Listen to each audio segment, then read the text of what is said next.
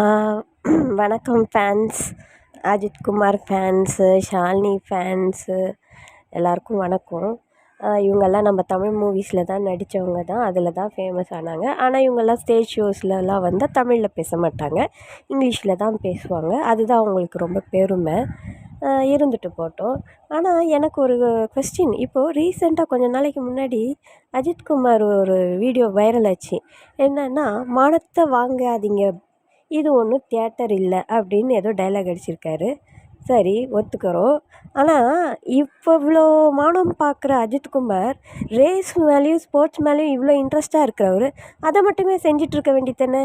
எதுக்கு இவர் நடிக்கிறதுக்கு வந்தார்?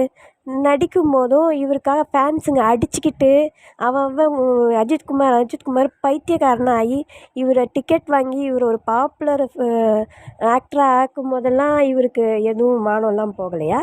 அப்போ மட்டும் இந்த பைத்தியக்கார ஃபேன்ஸுங்க தேவை இவர் டிக்கெட்டை வாங்கிறதுக்கு. இந்த